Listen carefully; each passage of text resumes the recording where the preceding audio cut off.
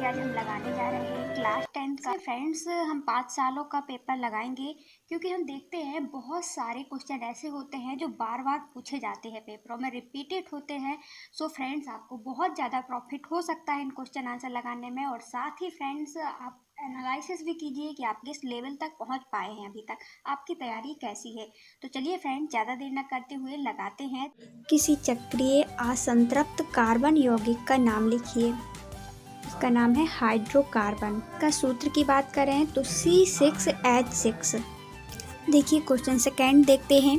किसी कुंडली में चुंबकीय क्षेत्र रेखाओं में परिवर्तन के कारण उसमें प्रेरित विद्युत धारा प्रवाहित होती है। इस परिघटना का नाम लिखिए। इसको विद्युत चुंबकीय प्रेरण कहते हैं। इस परिघटना को अनुच्छेद और पढ़ी गई संबंधित संकल्पनाओं की व्याख्या के आधार पर प्रश्न संख्या ए, प्रश्न 3 का डी, 4 का ए, 4 का डी का उत्तर देना है। तो डियर फ्रेंड कुछ पैराग्राफ दिया गया है, यहाँ पे इसको पढ़ना है, फिर उसके नीचे क्वेश्चन दिए हुए हैं 3 और 4, उसके आंसर देना है। देखिए क्या है पैराग्राफ। मानव जनसंख्या की वृद्धि करता शायद सभी लोगों की चिंता का विषय है। किसी समष्टि में जीवन दर और मृत्यु दर उसके साइज को निर्धारित करते हैं।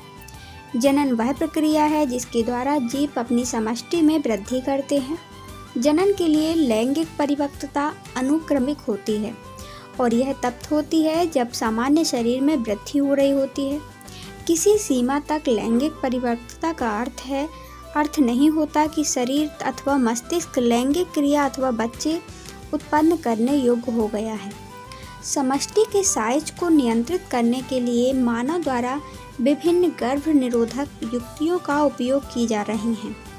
तो फ्रेंड्स हमें अब इसके आंसर देना है। चलिए देखते हैं ये वाला क्वेश्चन क्या है। इसी पैराग्राफ के अनुसार है। लड़के एवं लड़कियों में लैंगिक परिपक्वता के 2 सामान्य लक्षणों की सूची बनाइए। तो जब लड़कों लड़कियों में लैंगिक परिपक्वता आती है तो हम देखते हैं फ्रेंड्स कि जननांग क्षेत्र में के बगल में घने बाल आ जाते हैं। हाथ पैर चेहरे में पतले बाल आ जाते हैं। त्वचा पर ग्रंथियों से अधिक सक्रिय तेल और मुहासे की घटना भी होती है। हमें देखते हैं हम तो ये तेलीय टाइप की लगती है, ऑयली स्किन हो जाती है। मुहासे भी आ जाते हैं जैसे ही हम 10 के पास होते हैं। डियर फ्रेंड्स लैंगिक परिपक्वता आती है हमें, तो ये लक्षण सामान्य रूप से लड़के और लड़कियों में देखे जाते हैं।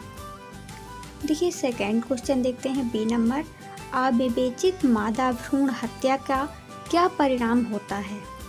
मतलब जो भ्रूण में हत्या कर दी जाती है बच्चों की, तो उसका क्या परिणाम होता है, हमें ये बताना है। तो फ्रेंड्स भ्रूण में हत्या यदि की जाती है तो ज़्यादातर यदि लड़की आती है पेट में तो उसकी हत्या की जाती थी, है ना।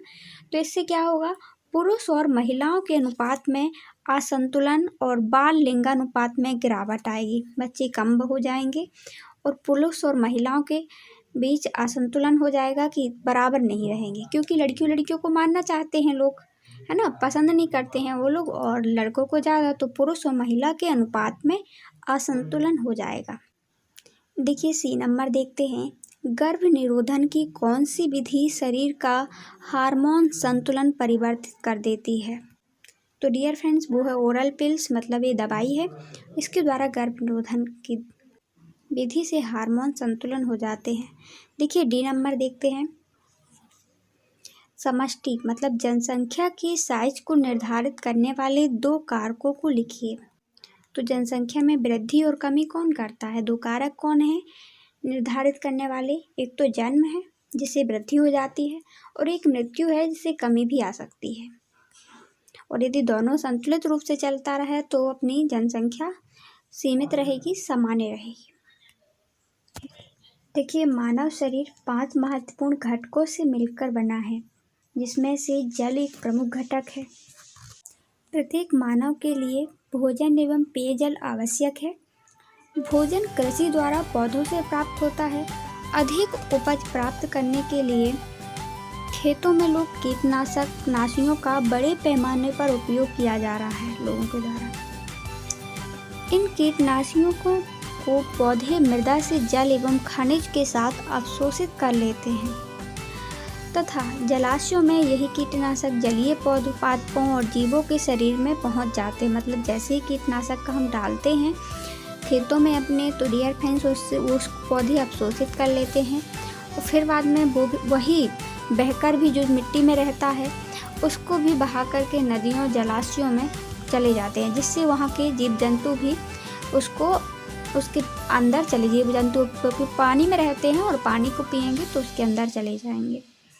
चूँकि कीटनाशक जैव निम्नीकरण नहीं है, अतः यह रसायन प्रत्येक पोषी स्तर पर क्रमिक रूप से संचित होते जाते हैं। इन रसायनों की अधिक सांद्रता हमारे शरीर में संचित हो रही है और हमारे मस्तिष्क और शरीर को अत्यधिक प्रभावित कर रही है। तो ये कीटनाशकों का प्रयोग जो हम कर रहे हैं, दवाइयों का, तो इसके कारण डियर फ्रेंड्स पौधे भी हम जो खाते हैं अपन लोग, तो हमको भी बीमारियां होती हैं। हमारे कीटनाशक का हमारे शरीर में संचित होता जा रहा है। हम जलीय पौधा भी लेते हैं तो उसमें भी कीटनाशक है, बह के आई हुई है, मृदा अवशोषित कर लेती है और फिर उनमें भी कीटनाशक है, जिससे डियर फ्रेंड्स धीरे धीरे करके ये हमारे शरीर में और मस्तिष्क में संचित होती जा रही है और इसका प्रभाव हमारे मस्तिष्क और शरीर को दोनों को भुगतना पड़ता है। देखिए, मानव के शरीर में कीटनाशकों की सांद्रता अधिक क्यों पाई जाती है? तो डियर फ्रेंड्स वो इसलिए क्योंकि मनुष्य किसी भी खाद्य श्रृंखला में शीर्ष स्तर पर आता है, सबसे ऊपर स्तर पर आता है। तो पहले तो हमने पौधे वगैरह को खाया, पौधे के साथ साथ हम देखते हैं और भी चीज़ हम खाते हैं, पौधे भी खाते हैं, पौधे के साथ साथ हम मांसाहारी होते हैं, लोग तो मांसाहारी खाते हैं, तो उससे भी ये ऊपर वाले स्तर पर आता है। ऐसी विधि लिखिए जिसका अनुप्रयोग करके हम कीटनाशियों का भोजन द्वारा अपने शरीर में प्रवेश की कुछ सीमा तक कम कर सकते हैं। तो डियर फ्रेंड्स, इसके लिए हमें सब्जियों, फलों, अनाजों को अच्छी तरह से धोना चाहिए और एक पहला तो ये है। दूसरा, साथ में जैविक खेती की ओर हमें अग्रसर होना चाहिए। जैविक खेती मतलब जैविक खाद डालिए, कीटनाशकों का प्रयोग मत करिए। जो उर्वरक डाल देते हैं अपन यूरिया, DAP, तो इनका कम से कम प्रयोग कीजिए। तो इससे भी हम कीटनाशकों का उपयोग कम कीजिए, जैव कीटनाशकों का प्रयोग कीजिए करना है तो, है ना। तो डियर फ्रेंड्स, इससे भी हम कीटनाशकों के प्रयोग से बच सकते हैं, कम से कम करेंगे, इससे हमारा शरीर स्वस्थ रहेगा।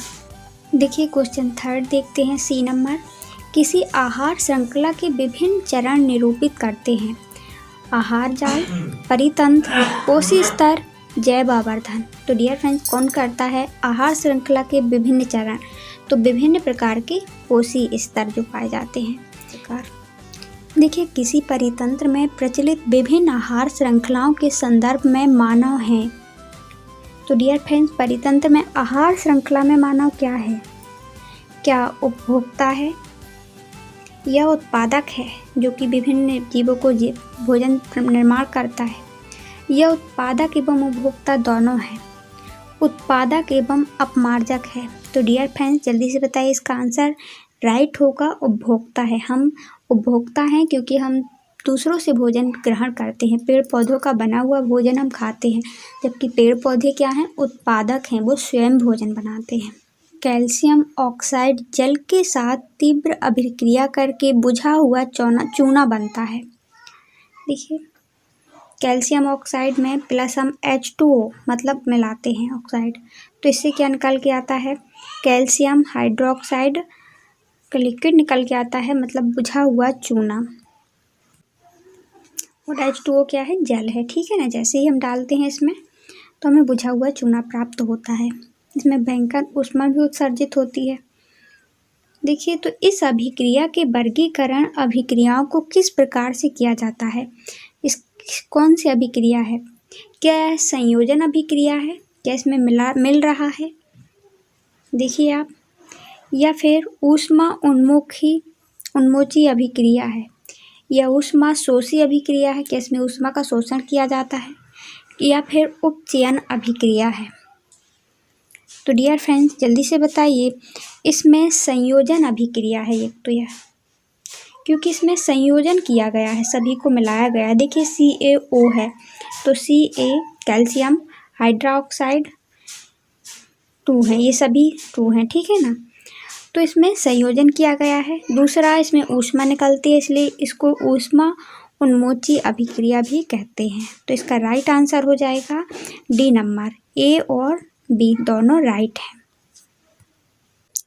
देखिए, किसी द्विविस्थापन अभिक्रिया जैसे सोडियम सल्फेट विलयन और बेरियम क्लोराइड विलयन के बीच अभिक्रिया में क्या होता है कि इसमें परमाणुओं का आदान प्रदान किया जाता है, यह इसमें आयनों का आदान प्रदान होता है, यह कोई अपक्षेप बनता है या कोई अभिलेप लवण बनता है। अब बताइए क्या बी और डी सही है या केवल बी सही है या बी नंबर ए और सी सही है या D number B C D तीनों सही है। सो फ्रेंड्स, इसका राइट आंसर हो जाएगा D number B C D तीनों सही है। यह द्विस्थापन अभिक्रिया में क्या होता है, आयनों का आदान प्रदान भी होता है, कोई अपक्षेप बनता है, अविलेय लवण बनता है इसमें। देखिए क्वेश्चन नंबर 7 देखते हैं। बेकिंग सोडा निम्नलिखित में से किसका मिश्रण है? सोडियम कार्बोनेट एसिटिक अम्ल का, सोडियम कार्बोनेट टर्टरिक अम्ल का, सोडियम हाइड्रोजन कार्बोनेट टर्टरिक अम्ल का या सोडियम हाइड्रोजन एसिटिक अम्ल का, कार्बोनेट एसिटिक अम्ल। सो फ्रेंड्स, इसका राइट आंसर है सोडियम हाइड्रोजन कार्बोनेट और टर्टरिक अम्ल का। देखिए प्लास्टर ऑफ पेरिस का रासायनिक सूत्र है calcium sulphate 2 hydroxide. B number देखिए calcium sulphate hydroxide, calcium sulphate half hydrogen 2 calcium sulphate hydrogen. तो इसका राइट आंसर क्या हो जाएगा फ्रेंड्स? प्लास्टर ऑफ पेरिस का रासायनिक सूत्र है calcium sulphate half hydroxide, hydrogen मतलब H2O मतलब जल, हाफ। देखिए क्वेश्चन नंबर 9 देखते हैं। परावर्तन के नियम लागू होते हैं केवल समतल दर्पण पर, या ऑप्शन नंबर बी केवल अवतल दर्पण पर, या ऑप्शन नंबर सी केवल उत्तल दर्पण पर, या डी नंबर सभी परावर्तक पृष्ठों में। तो डियर फ्रेंड्स, परावर्तन के नियम जो लागू होते हैं वो सभी जो परावर्तक पृष्ठ होते हैं उन सभी में लागू हो सकते हैं। देखिए लघु पथन के समय परिपथ में विद्युत धारा निरंतर विचरण होती है, परिवर्तित नहीं होती, अत्यंत कम परिवर्तित होती है, विद्युत धारा या अत्यधिक बढ़ जाती है। तो डियर फ्रेंड्स, लघु पथन विधि में परिपथ में जो विद्युत धारा होती है वह अधिक बढ़ जाती है। देखिए भौम जल के संपोषण के लिए निम्नलिखित में से कौन उत्तरदायी होगा? वनस्पति का आच्छादन का क्षय, अधिक पानी चाहने वाले फसलों की ओर मुड़ाव, शहरी अपशिष्टों से प्रदूषण, वनारोपण। तो डियर फ्रेंड्स, भूमि के जल का यदि हमें संपोषण करना है तो हमें वन अधिक से अधिक लगाना चाहिए। एक तो इनको वनों में जड़ों को भी पकड़े रहता है, अवशोषित करके रखती हैं जल को, और साथ ही क्या करती हैं डियर फ्रेंड्स, इसी से बरसात होती है, ध्यान रखना, बादलों को खींचते हैं। तो हमें अत्यधिक वन का रोपण करना चाहिए। भूमि जल को भी यही ज़्यादा तक सोखती हैं, नीचे ले जाती हैं, जिससे जल स्तर बना रहता है, और ऊपर भी लाती हैं क्योंकि इन्हें जड़ के माध्यम से, ध्यान रखना। देखते हैं कोयले और पेट्रोलियम के अपूर्ण दहन से क्या होता है? ऑप्शन नंबर ए वायु प्रदूषण में वृद्धि होती है, मशीनों की दक्षता में वृद्धि होती है, वैश्विक उष्ण क्या घट जाता है, यह विषैली गैसें उत्पन्न होती हैं। तो डियर फ्रेंड्स, इसका राइट आंसर क्या हो जाएगा? तो देखिए मशीनों की दक्षता में तो कोई प्रभाव नहीं पड़ने वाला है, हाँ वायु प्रदूषण बढ़ सकता है, विषैली गैस उत्पन्न हो सकती हैं। तो ए और डी किस में है? बी वाले में, तो यही इसका राइट आंसर हो जाएगा। देखिए प्रश्न देखते हैं। प्रश्न संख्या 13 और 14 के लिए 2 कथन दिए गए हैं, इनमें से जिनमें एक को अभिकथन ए तथा दूसरे को कारण आर बताया गया है। ए का कारण क्या है? आर है, अंकित किया गया है। इन प्रश्नों का सही उत्तर नीचे दिए गए कोडों ABCD में चुनकर लिखिए। तो देखिए आगे अपन अभिकथन पढ़ लेते हैं कि कथन क्या है, तब तो अपन इसका आंसर इनमें से भर पाएंगे। देखिए इसका अभिकथन अपन देखते हैं। एक में 13 देखते हैं। अभिकथन एस्टरीकरण की वह प्रक्रिया जिसमें मृदु गंध का कोई पदार्थ बनता है। किसके कारण इसका ये दिया है, जब एस्टर सोडियम हाइड्रोक्साइड के साथ अभिक्रिया करता है तो कोई अल्कोहल कार्बोक्सिलिक अम्ल के सोडियम लवण बनते हैं। तो बताइए इसमें से राइट आंसर क्या हो। तो फ्रेंड्स जो हमने ए कथन ए और आर दोनों सही हैं। आर अभिकथन की सही व्याख्या कर रहा है क्या, या फिर dear friends B number A और आर दोनों सही हैं परंतु आर अभिकथन की व्याख्या नहीं कर रहा है क्या। इसका कारण ए नहीं है, आर ए का कारण आर नहीं है क्या, या ए सही है परंतु क्या आर गलत है। ए गलत है परंतु आर सही है। क्या होगा इसका राइट आंसर। तो फ्रेंड्स इसका राइट आंसर हो जाएगा 13 का बी वाला। देखिए ए और आर दोनों सही हैं ये अपनी अपनी जगह पे, परंतु आर अभिकथन की व्याख्या नहीं कर रहा है। आर इसका कारण नहीं है, ए वाले का गंध का, इसके मृदु गंध का इसका इससे कोई ताल्लुक नहीं है, बल्कि डियर फ्रेंड्स ये हैं दोनों सही अपनी अपनी जगह। देखिए क्वेश्चन नंबर 14 देखते हैं। अभिकथन ए, नाप के विखंडन की प्रक्रिया में उत्पन्न नाप की ऊर्जा का परिमाण इतना विशाल होता है कि यूरेनियम के एक परमाणु के विखंडन से जो ऊर्जा उत्पन्न होती है वह कोयले के किसी कार्बन परमाणु के दहन से उत्पन्न ऊर्जा की तुलना में 1 करोड़ गुना अधिक होती है। तो डियर फ्रेंड्स इसमें बताया गया है कि नाप के विखंडन से मतलब यूरेनियम के विखंडन से जो ऊर्जा निकलती है वह कोयले के दहन से 1 करोड़ गुना अधिक होती है। इतना ज़्यादा उसमें ऊर्जा का उत्पन्न होती है यूरेनियम के विखंडन से। आर कथन देखिए क्या है, इसका कारण है सही बताया गया है, इसकी व्याख्या कर रहा है कि नहीं। यूरेनियम जैसे भारी परमाणु के नाभिक से जब निम्न ऊर्जा का कोई न्यूट्रॉन बमबारी करता है तो वह हल्के नाभिकों में टूट जाता है। इस अभिक्रिया में मूल तथा नाभिक ए और आर दोनों सही हैं और आर अभिकथन की व्याख्या करता है। बिल्कुल राइट। ए और आर दोनों सही हैं परंतु आर अभिकथन की व्याख्या नहीं करता है, ये नहीं होगा। ए सही है परंतु आर गलत है, ये भी नहीं होगा। ए गलत है परंतु आर सही है, ऐसा नहीं है। तो इसका राइट आंसर हो जाएगा ऑप्शन नंबर ए। देखिए क्वेश्चन नंबर 15 देखते हैं। किसी चाइना के डिश में 1 ग्राम कॉपर चूर्ण को लेकर गर्म किया गया। इस गर्म करने पर क्या परिवर्तन होते हैं। गर्म पदार्थ पर हाइड्रोजन गैस प्रवाहित करने पर इसमें कोई दिखाई देने योग्य परिवर्तन होता है क्या। प्रत्येक प्रकरण में बनने वाले पदार्थों के नाम और रंग होने वाली अभिक्रियाओं के रासायनिक समीकरण लिखिए। तो फ्रेंड्स 1 ग्राम कॉपर चूर्ण को लेकर गर्म किया गया और गर्म करने पर हमने देखा कि उसकी सतह कैसी हो जाती है, काली हो जाती है। यह परिवर्तन दिखाई देता है। देखिए 2 कॉपर ऑक्साइड बराबर कितना हो जाता है, 2 बराबर 2 कॉपर ऑक्साइड बन जाता है, सबका डबल हो जाता है। इसमें कलर निकल के आता है, देखिए भूरा रंग, और इसमें कलर निकल के आता है काला रंग। यदि हम गर्म करते हैं उसमें प्रवाहित करते हैं, इसका ओरिजिनल भूरा रंग रिस्टोर होने लगता है। फिर जब dear friends copper oxide H2 hydrogen gas को प्रवाहित करते हैं गर्म करके, तो क्या निकल के आता है, कॉपर प्लस हाइड्रोक्साइड, हाइड्रोजन के 2 अणु और ऑक्सीजन का 1 अणु। इसमें कलर देखें तो हमारा ये कलर काला और भूरा निकल करके आता है। इसमें हमें समीकरण लिखना था तो हमने उसका समीकरण भी लिख दिया है, परिवर्तन भी लिख दिए हैं। आई होप आपको क्लियर हो गया है। देखिए क्वेश्चन नंबर 16 देखते हैं। क्लोर क्षार प्रक्रिया के महत्वपूर्ण उत्पादों की सूची बनाइए। इनमें से प्रत्येक उत्पाद का एक महत्वपूर्ण उपयोग लिखिए। तो फ्रेंड्स क्लोर और क्षार के महत्वपूर्ण उत्पाद हैं हाइड्रोजन, क्लोरीन और सोडियम। इन सभी के हमें उपयोग लिखना है। तो डियर फ्रेंड्स हाइड्रोक्साइड का उपयोग हम देखते हैं किसमें किया जाता है, तो मरीन अमोनिया के उत्पादन ईंधन के रूप में इसका उपयोग किया जाता है।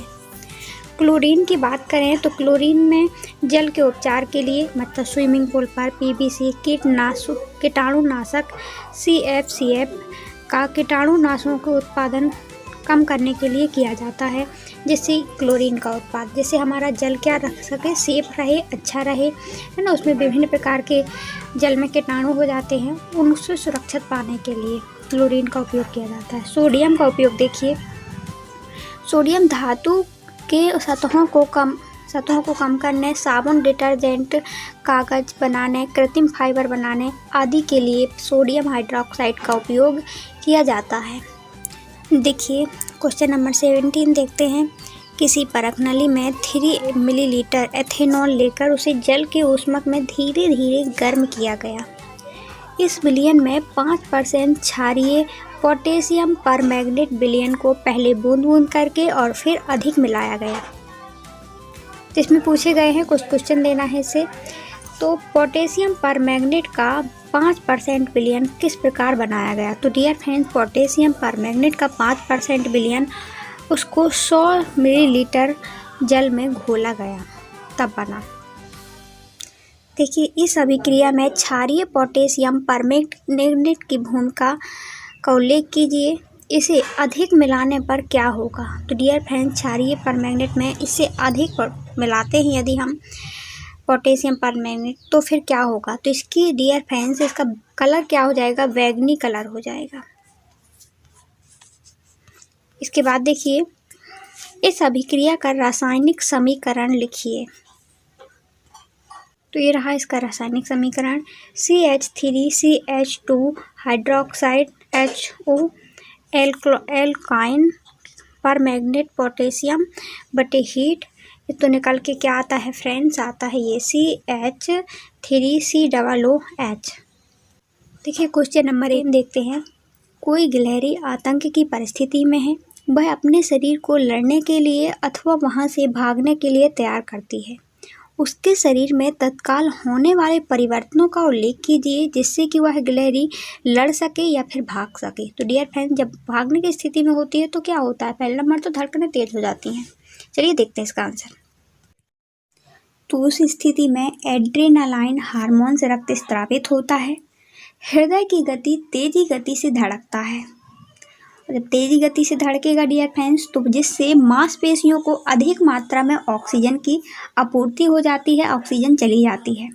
क्योंकि डियर फ्रेंड्स, जब हम दौड़ते हैं या भागते हैं तो हमारा शरीर थकता है, तो उसके लिए हमें ऑक्सीजन की ज़रूरत होती है और ऑक्सीजन के कारण हमें कभी थकाई नहीं महसूस होती है।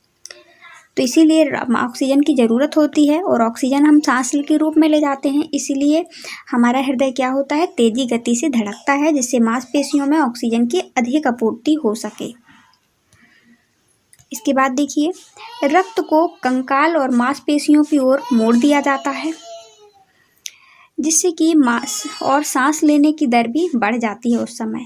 और डियर फ्रेंड, जब ये सब होता है तो पाचन तंत्र और त्वचा में रक्त की आपूर्ति इस समय कम हो जाती है, क्योंकि ये सब कहाँ जुड़ जाते हैं? अपने मांसपेशियों में। जल्दी जल्दी हमें काम करना है ना, दौड़ना है, भागना है या फिर लड़ना है। तो इसलिए इस समय पाचन तंत्र और त्वचा में रक्त की आपूर्ति कम हो जाती है। बाकी शरीर के लिए स्फूर्ति देता है हमारा शरीर या फिर गिलहरी का। देखिए क्वेश्चन नंबर 19 देखते हैं। परागण की परिभाषा दीजिए। स्वपरागण और परपरागण के बीच विभेदन कीजिए। परागण का क्या महत्व है, हमें ये भी लिखना है। देखिए, परागण परागकोश से वर्तिकाग्र तक पराग का स्थानांतरण ही क्या कहलाता है डियर फ्रेंड्स? परागण कहलाता है। परागकोश से वर्तिकाग्र तक का पराग का स्थानांतरण। ये क्वेश्चन था कि स्वपरागण और परपरागण में विभेदन करना है। तो स्वपरागण के बारे में लिखेंगे, फिर इस परपरागण के बारे में भी बात करेंगे। तो देखिए, परपरागण, स्वपरागण क्रॉस परागण, पराग एक ही स्थान पर होता है, एक ही फूल है मतलब। पर जो परपरागण है उसमें पराग का एक फूल से दूसरे फूल में स्थानांतरण किया जाता है, जबकि डियर फ्रेंड्स, स्वपरागण में एक ही फूल से पराग कोश में वर्तिकाग्र से चला जाता है पराग, ठीक है ना। और इसमें परपरागण में एक फूल से दूसरे फूल में स्थानांतरण होता है पराग का। अब इसका महत्व क्या है डियर फ्रेंड्स? तो इसे फल परागण से निषेचन होता है, जिसके परिणाम स्वरूप एक युग्मनज का निर्माण होता है, जिसके कारण ही हम देखते हैं बीज का निर्माण होता है। देखिए क्वेश्चन नंबर 20 देखते हैं। समजात संरचनाएं क्या होती हैं? उदाहरण दीजिए। क्या आवश्यक है कि समजात संरचनाओं के पूर्वज सदैव समान हों अपने उत्तर की पुष्टि कीजिए। तो फ्रेंड्स, समजातीय संरचनाएं वे हैं जिनकी मूल संरचना और उत्पत्ति समान होती है, लेकिन विभिन्न कार्य विभिन्न होते हैं, अलग अलग। जैसे उदाहरण के लिए सरीसृप है, उभयचर है, मनुष्य, पक्षियों के पंख हैं। तो डियर फ्रेंड्स, समजात संरचनाओं के जो पूर्वज हैं बिल्कुल हाँ वह समजाती होते हैं, एक समान होते हैं। देखिए, संरचनाओं के मूल डिजाइन में समानता इंगित करती है। इनके 3 पूर्वज समान हैं। किसके 3 पूर्वज समान हैं? सरीसृप है, उभयचर है, मनुष्य है, पक्षियों के पंख, ये सब। इनसे देख करके हम कह सकते हैं कि समजात संरचनाओं के पूर्वज सदैव समान होते हैं। कोलाइडी कण टिंडल प्रभाव क्यों दर्शाते हैं? ऐसे 4 उदाहरण दीजिए जिनमें टिंडल प्रभाव दिखाई देता है। तो फ्रेंड्स, क्वेश्चन था टिंडल प्रभाव क्यों दर्शाते हैं? तो वो प्रकाश प्रकीर्णन के कारण। तो हमें ऐसे 4 उदाहरण देना है। देखिए, पहला उदाहरण यदि हम देखें, जब प्रकाश एक अच्छी किरण एक छोटे से छेद के माध्यम से धुएं भरे कमरे में प्रवेश करती है, तो भी डियर फ्रेंड्स वहाँ पे प्रकाश का किस प्रकार से प्रकीर्णन होता है, इसलिए हमें छोटे छोटे धूल के कण वहाँ पे दिखाई देते हैं। दूसरा आप देख सकते हैं, जब सूरज की रोशनी कोहरे में या फिर धुंधली परिस्थिति में, मतलब घने जंगल में भी आप देख सकते हैं, वहाँ की छत्र छाया से गुजरती है, तो किस प्रकार प्रकाश का प्रकीर्णन होता है ना। आसमान का नीला रंग होना, ये प्रकाश प्रकीर्णन है, बिखरना है। सूर्योदय और सूर्यास्त के समय सूर्य का लाल रंग दिखाई देना, ये भी क्या है? प्रकाश प्रकीर्णन है। और यह प्रकाश का प्रकीर्णन क्यों है? यह प्रकाश टिंडल प्रभाव का कारण है। ठीक है ना। तो ये सब क्या है? टिंडल प्रभाव है। देखिए, क्वेश्चन नंबर 22 देखते हैं। नामांकित आरेख खींचकर सूर्योदय एवं सूर्यास्त के समय सूर्य का रक्ताप प्रतीत होना, इसका हमें आरेख खींचना है। और साथ ही दोपहर के समय जब सूर्य सिर के ठीक ऊपर होता है, उस समय सूर्य का श्वेत होना, ये दर्शाइए हमें आरेख खींचकर। सूर्य उदय और सूर्य अस्त के समय जो सूर्य का कलर होता है वो रक्ताप दिखाई देता है। आप इस प्रकार डायग्राम बना सकते हैं। उसमें ब्लू कलर पूरे में छाया होता है। इसके बाद जब सूर्य हमारा बिल्कुल हमारे बीच आसमान के बीचों बीच होता है, तो डियर फ्रेंड्स उस समय जो सूर्य का वहाँ का आसमान का कलर होता है वो कम ब्लू होता है, थोड़ा स्काई कलर जिसको हम बोल देते हैं, है ना। उस समय सूर्य रक्ताप दिखाई नहीं देता है। देखिए, इस प्रकार आप सिंबल बना सकते हैं। तो यही लिखा था आप यहाँ पे, दोपहर के समय सूर्य जब सिर के ठीक ऊपर होता है तो सूर्य का श्वेत प्रतीत होना दिखाया जाता है, आपको यह दर्शाना था। तो वही आप देख सकते हैं, डायग्राम बना सकते हैं। और एक सूर्यास्त, तो सूर्य उदय के समय सूर्य का रक्ताप प्रतीत होना। देखिए, क्वेश्चन नंबर 24 देखते हैं। जूल के तापन के नियम का गणितीय व्यंजक लिखना है। तो जूल के तापन के नियम का गणितीय व्यंजक है FRI। 25 देखते हैं। कार्बन, सोडियम, मैग्नीशियम, एल्यूमिनियम के ऑक्साइड से इनकी निजी धातुओं को अपचयित नहीं कर सकते हैं, क्यों? आखिर कार्बन, सोडियम, मैग्नीशियम और एल्यूमिनियम के ऑक्साइड को निजी धातुओं से अपचयित क्यों नहीं किया जा सकता, हमें ये बताना है। इन धातुओं की सक्रियता की श्रेणी में इन धातुओं को कहाँ रखा गया है, ये भी बताना है। इन धातुओं को, इनके अयस्कों को किस प्रकार प्राप्त किया जाता है, कोई एक उदाहरण देकर रासायनिक समीकरणों सहित धातुओं को निष्कर्षित करने की प्रक्रिया पर व्याख्या कीजिए। तो फ्रेंड्स, इन धातुओं को कार्बन की तुलना में अधिक ऑक्सीजन की अधिक आत्मीयता होती है। ऑक्सीजन के लिए अधिक आत्मीयता होती है, इसलिए इनको अलग नहीं किया जा सकता। इसके बाद धातुओं की सक्रियता की श्रेणी में इन धातुओं को कहाँ रखा गया है, तो प्रगतिशील श्रृंखला में शीर्ष स्थान पर की ओर इनको रखा गया है। देखिए, क्वेश्चन था इन धातुओं को इनके अयस्कों से किस प्रकार प्राप्त किया जाता है। तो इन धातुओं को इनको अयस्कों से गलित अयस्कों के विद्युत अपघटनीय अपचयन द्वारा इनको प्राप्त किया जा सकता है। वो उदाहरण बताना था। देखिए कोई एक उदाहरण लेकर रासायनिक समीकरणों सहित धातु को निष्कर्षित करने की प्रक्रिया को व्याख्या कीजिए। देखिए उदाहरण, इलेक्ट्रोलिसिस द्वारा पिघले हुए सोडियम क्लोराइड से सोडियम का निष्कर्षण किया जाता है। हम इसका उदाहरण देखिए, पिघला हुआ सोडियम क्लोराइड इलेक्ट्रोलाइटिक सेल में लिया जाता है और विद्युत प्रवाहित करने पर सोडियम कैथोड पर जमा हो जाता है, क्लोरीन एनोड पर मुक्त हो जाता है। इस अभिक्रिया का हमको समीकरण लिखना था। देखिए अभिक्रियाएं आप देख सकते हैं यहाँ पे।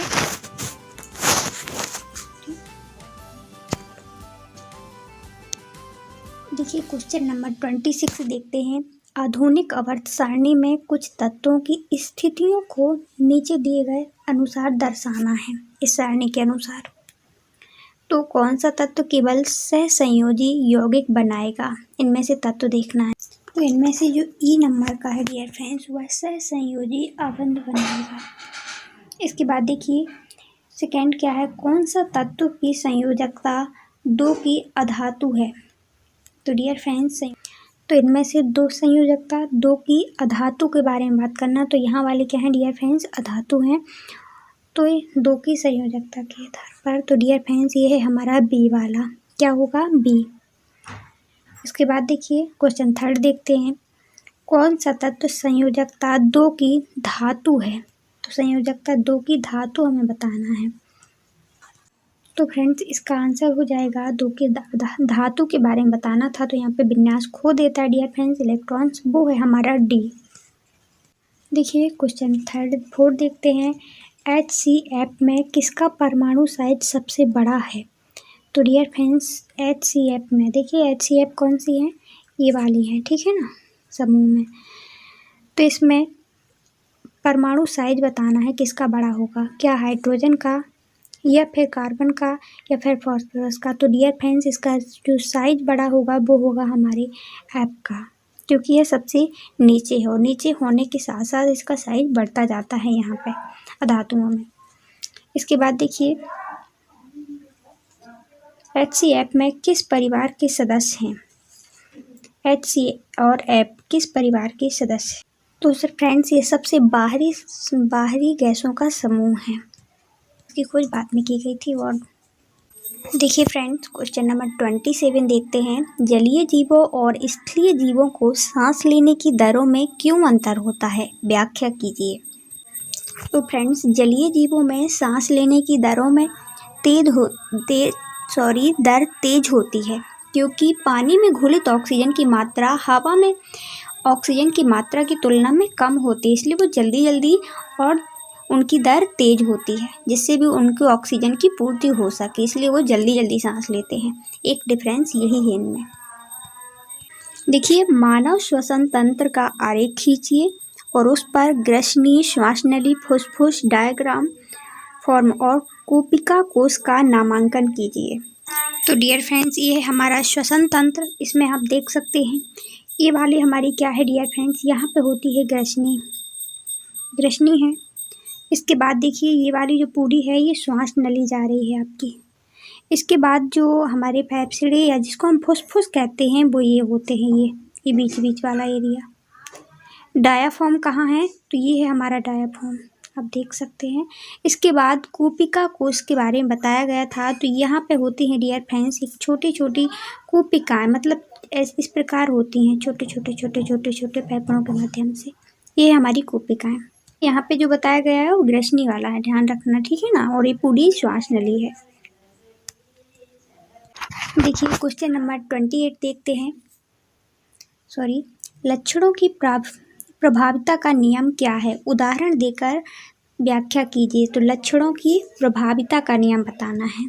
तो फ्रेंड्स लक्षणों के प्रभुत्व का नियम क्या है, देखिए विपरीत वर्णों के एक जोड़ों के बीच एक क्रॉस में केवल एक पैतृक चरित्र होगा। जैसे हम डियर फ्रेंड्स F1 पीढ़ी में व्यक्त किया जा सकता है, इसे प्रमुख गुण कहा जाता है, दूसरे में पुनरावर्ती गुण भी कहा जाता है। उदाहरण लेते हैं, उदाहरण के लिए एक मटर का पौधा लिया उन्होंने 2, जिसमें एक लंबा है और एक छोटा है।